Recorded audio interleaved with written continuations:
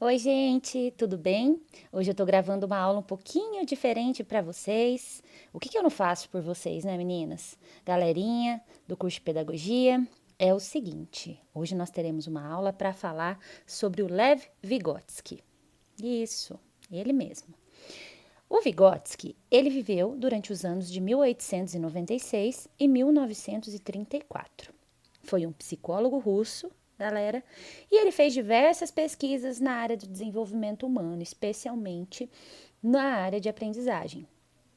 E ele vai ser altamente importante ao estudar como as relações sociais elas vão interferir no processo de aprendizado. E isso é muito interessante, tá? Segundo a maioria dos seus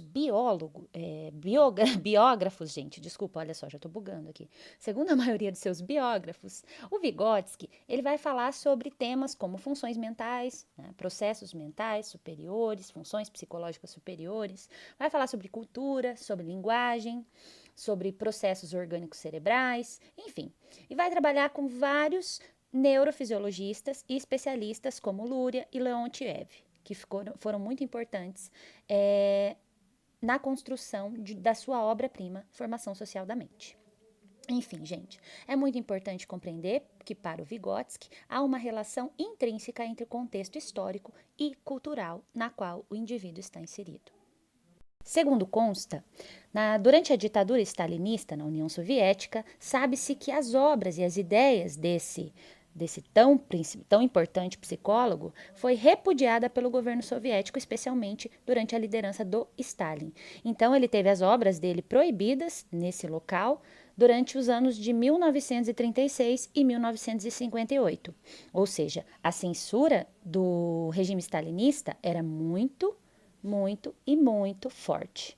Inclusive, uma das obras-primas do Vygotsky, que vai falar sobre a perspectiva sócio-histórico-cultural e, enfim, a formação social da mente, vai ser lançado no Brasil apenas em 1984. Ou seja, vai demorar muito para essa teoria chegar no Brasil. Então é isso, gente. Vocês estão vendo que hoje eu estou tentando fazer um mapa mental aqui para vocês, para ajudar.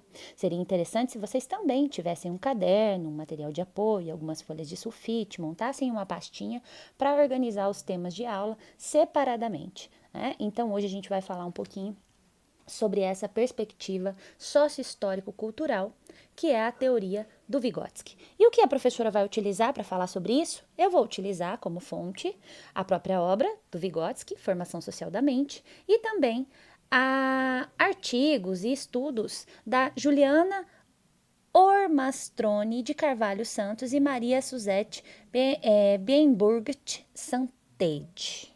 Eu acho que é isso, né, gente? É um nome bem complexo. Elas escreveram um artigo sobre a teoria da atividade sócio-histórico-cultural, na qual a gente vai falar um pouquinho daqui a pouco. Ok, galera? Então é isso. Então, falar um pouquinho do Vygotsky vai estar sempre relacionado com a perspectiva sócio-histórico-cultural. E o que, que seria essa perspectiva sócio-histórico-cultural? É muito complexo para a gente pensar, mas, principalmente, é uma perspectiva que tem como visão que o ser humano ele age e constrói a história. Ele não é meramente um espectador, ele também não é resultado de uma força maior, tá? A qual ele vai ser colocado aqui no mundo, sem saber de que forma ele vai, já com um destino traçado, né? Então, lembrando, claro, que o Vygotsky, ele vai ser um pensador que vai ter como característica fundamental uma base materialista, histórica, dialética, vinda da teoria do Marx. Então, o contexto vai ser muito importante, especialmente o contexto histórico. Lembrando que o Marx é o grande autor daquela célebre frase: o homem é produto do meio em que ele vive. Então, se o homem é produto do meio que ele vive, sem dúvida, nós precisamos levar em consideração a relação. Que relação, professora? Mas que relação seria essa que nós temos que levar em consideração? Tcharam! A relação entre o indivíduo e a sociedade. Isso mesmo. O indivíduo ele está inserido dentro de uma sociedade. E a gente não pode desconsiderar essas duas relações. Por quê? Porque todas as características humanas na percepção do Vygotsky são resultados das relações entre homem e sociedade. tá? Até mesmo as nossas funções psicológicas, mas esse é um assunto para daqui a pouco, ok? Então, dentro desse contexto, o Marx, ele vai dizer muito que o homem é como se fosse um protagonista da sua própria história. Ah, mas se o homem é um protagonista da sua própria história para o Marx, e se o Vygotsky é super influenciado pelo Marx, então o ser humano é protagonista de sua própria aprendizagem. É nesse contexto que a obra do Vygotsky vai ser tão importante. Lembrando, gente, que durante o século XIX, XVIII, durante todo o século XIX, até desde a antiguidade medievo, havia uma ideia fixa de que da dualidade entre corpo e alma, na qual o homem ele seria um ser, matéria, né? Mas havia uma alma que encarnava no corpo e essa alma ela já era assim formada antes mesmo do próprio corpo. Então, antes do nascimento já existia uma alma que encarna no corpo e aí o ser humano é fruto disso. Dentro desse contexto, sem dúvida, há então uma relação muito profunda entre alma e corpo. Então, o homem ele não é o seu construtor da própria história nessa visão anterior. Por isso que o Vygotsky, o Marx, enfim, os pensadores do marxismo cultural, do marxismo histórico, do marxismo social, eles vão combater essa visão, digamos assim, um pouco metafísica da construção do sujeito, da sociedade, em que leva em consideração, obviamente, a religião, a filosofia, enfim. Então, na concepção do Vygotsky, os sujeitos e a dimensão social são considerados na elaboração da consciência e do próprio desenvolvimento humano, tá? Ele vai desconsiderar o biológico, professora? Então, para ele, o biológico não vai ter importância? Claro que vai ter importância, com certeza. Só que o biológico, ele não vai determinar o desenvolvimento humano. O que determina o desenvolvimento humano são os processos de mediação. Essa dimensão social na qual o indivíduo vai estar inserido. Porque se a dimensão social vai determinar a própria elaboração da consciência e o próprio desenvolvimento do sujeito, então não é só o biológico não é um determinante, como se pensou durante grande parte do século XVIII.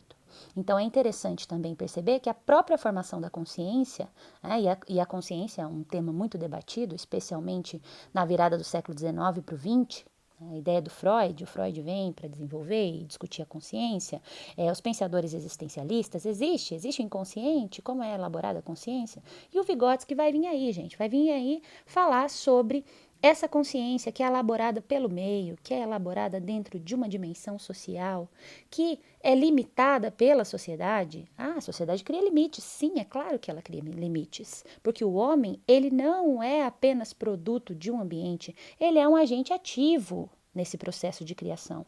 E no processo de criação, inclusive, do meio em que ele vive. Nossa, professora, quer dizer, então, que o homem, ele é um agente ativo. Isso, ele é um agente produtor. Ele é produtor de história, ele é produtor de consciência, ele é produtor da aprendizagem. E aí, numa percepção materialista histórica, dialética, tá? Como é a base que nós estamos seguindo aqui na visão do Vygotsky. Claro, ele é muito polêmico, há muitas pessoas que o criticam, que não concordam com essa teoria, mas enfim, a teoria é essa, né? E o meu objetivo nessa aula é apresentá-la para vocês. Então, dentro desse contexto, a aprendizagem ela é o quê? Ela é caracterizada por um processo contínuo. Ela não vai começar num determinado período e terminar em outro período.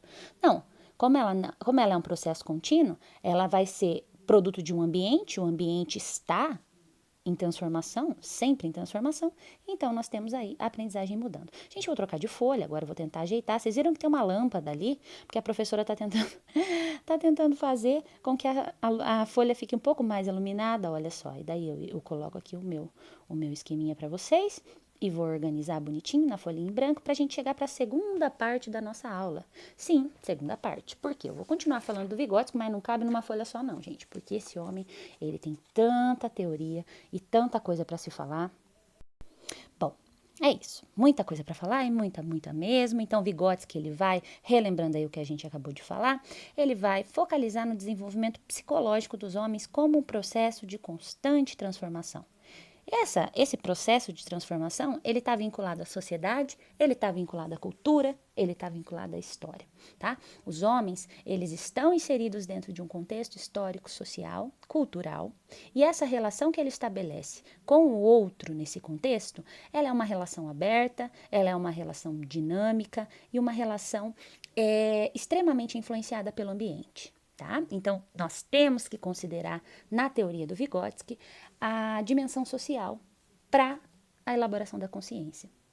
E é interessante observar como que o Vygotsky desenvolve a sua teoria, especialmente a que a gente chama de teoria do desenvolvimento do psiquismo, tá, gente?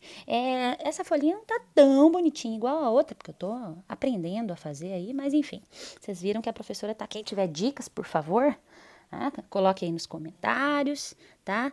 Me falaram também que eu tenho que pedir para vocês se inscreverem no canal aqui, no meu canal, é o primeiro canal que eu tô fazendo. Então se inscrevam no canal, dá uma curtida aí no vídeo, se vocês gostarem. Enfim, é isso. Eu não sei falar igual as blogueiras, mas é por aí, gente. Então há o desenvolvimento do psiquismo, a teoria do Vygotsky. Essa teoria do desenvolvimento do psiquismo, ela vai trazer então essa ideia de que o próprio psiquismo humano, tá? Ele é mediado pelo outro. Há um processo de mediação que é muito importante, tá? Na construção da consciência. Por quê? Porque esses artefatos culturais que existem no meio, na sociedade, eles são instrumentos de mediação. Tá? Utilizados dentro das relações sociais para a elaboração e para o desenvolvimento do psiquismo humano. Por isso que é tão importante esses 3 elementozinhos que agora eu estou apresentando aí para vocês. Sociedade, cultura e história. Não há ser sem estar inserido numa sociedade. Não há ser humano desprovido de cultura. E nós estamos inseridos dentro de uma história, o processo histórico é inerente à existência humana. Então, nós precisamos compreender que nós somos seres históricos, somos seres culturais, somos seres sociais, tá? E tudo isso vai ter implicações. Implicações onde? Na nossa vida, no desenvolvimento da economia, no desenvolvimento da história, no desenvolvimento da sociedade, mas também, segundo o Vygotsky, vai ter implicações profundas no próprio desenvolvimento humano, tá? Especialmente o desenvolvimento humano no que se refere à teoria do conhecimento, ou seja, como se aprende, como se chega à verdade, como o ser humano é capaz de aprender, tá? E o Vygotsky vai desenvolver diversos estudos, inclusive na área de linguagem, justamente para compreender os meios que são utilizados para esse processo de mediação, que é realizado entre os seres humanos. E aí ele desenvolve toda uma teoria do conhecimento, tá? Que é muito importante. Então, dentro dessa teoria do desenvolvimento do psiquismo, é importante entender que ele vai compreender a formação do psiquismo humano a partir dessa tríade, dessa base da sociedade, cultura e histórica, a história, mas é uma formação do ser humano, inclusive da consciência. Ah, tá, professora, mas da consciência? Sim. Além da consciência, ele vai compreender também que o próprio desenvolvimento das funções psicológicas superiores do indivíduo são determinadas por essa relação. Então, o que seriam funções psicológicas superiores? Então, elas seriam processos mentais. Também podem ser chamados de processos mentais superiores, ou mecanismos psicológicos mais complexos, que são próprios dos seres humanos, tá? Então, existem, só para vocês perceberem, existem as reações, as ações reflexas, que são os chamados processos psicológicos elementares. Né? Por exemplo, um bebê, quando ele vai mamar no peito da sua mãe, ele já sabe a sucção do seio. A hora que ele pega o peito, então é o ato de pegar o peito. Como que ele consegue pegar o peito? Ele pega o peito por uma ação reflexa, segundo Vygotsky. Outras que existem também, que a criança desenvolve, que são processos psicológicos elementares, são associações simples, como a gente não evita o contato com o fogo porque a gente sente que vai queimar. Ou reações automatizadas, como movimento de cabeça, quando a gente ouve um barulho muito alto, a gente já vira a cabeça para saber de onde veio. Já as funções psicológicas superiores são diferentes. São elas aí que eu acabei de escrever para vocês. Memória lógica, atenção voluntária, pensamento abstrato, ações conscientes, comportamento intencional. Então, memória lógica, quando desenvolve a memorização de processos lógicos. A atenção voluntária, quando eu quero prestar atenção e eu de fato consigo fazer isso, tá? o pensamento abstrato, que é o desenvolvimento do próprio pensamento abstrato, e ações conscientes, quando eu faço algo consciente de que eu estou fazendo e tenho consciência do meu comportamento. E aí entra o comportamento intencional. Intencionalmente, eu faço determinada ação. Ok? Depois disso, minhas queridas, tem também o TASHC. Aí sim chegou num ponto importante. Teoria da atividade sócio-histórico-cultural. TASC. A teoria da atividade sócio-histórico-cultural possui uma função muito importante e transformadora, porque ela reconhece que, por meio do diálogo e da colaboração entre o sujeito, entre a história, entre o meio, entre a realidade onde esse sujeito está inserido, é possível estabelecer uma relação também cultural.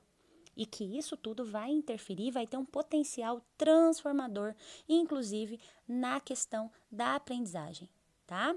E isso é muito importante, porque essa teoria, ela vai focar na importância da mediação, que existem sistemas de atividades, tá? Dentro desse processo do meio, da relação, né? Obviamente, há uma atividade, há um processo através da mediação que ocorre dentro da sociedade, história e cultura no sujeito, como se fosse um sistema de atividades, onde ocorrem interações recíprocas.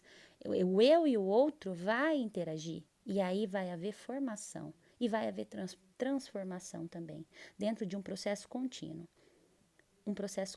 de mediação. Essa teoria da atividade sócio-histórico-cultural é, obviamente, conteúdo para muitas horas de aula. Mas agora a gente vai fazer um pequeno resuminho, tá? Porque é através dessa teoria que o Vygotsky vai analisar a mente humana, tá? E vai fazer uma análise muito importante, não só ele, mas outros teóricos dessa área, que vão fazer uma análise da mente humana, tá? Na qual vão ser consideradas situações de atividade prática dentro dessa teoria, os impactos psicológicos da atividade organizada, tá?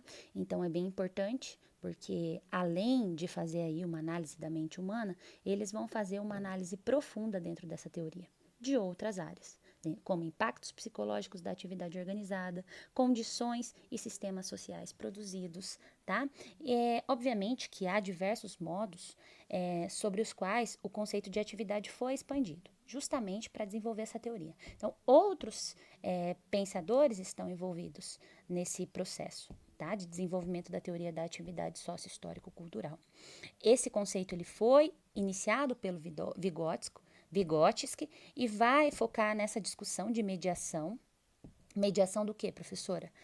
Mediação entre artefatos culturais, entre instrumentos culturais de atividade, na qual há uma mediação entre esses artefatos, ou seja, o ato humano ele não é simplesmente uma resposta a um estímulo, tá? Uma pessoa ela não aprende uma coisa simplesmente porque ela é estimulada a aprender, porque um ato vai gerar um reflexo. Não. Há um componente cultural a ser considerado dentro desse processo. E aí que entra a teoria da atividade sócio-histórica cultural. Gente, eu tô aí fazendo um alongamento, né? Tô aqui mostrando a minha mãozinha, dando um joinha para vocês, justamente para dizer que eu fiz com muito carinho, espero que vocês tenham gostado. Dê uma curtida aí no vídeo.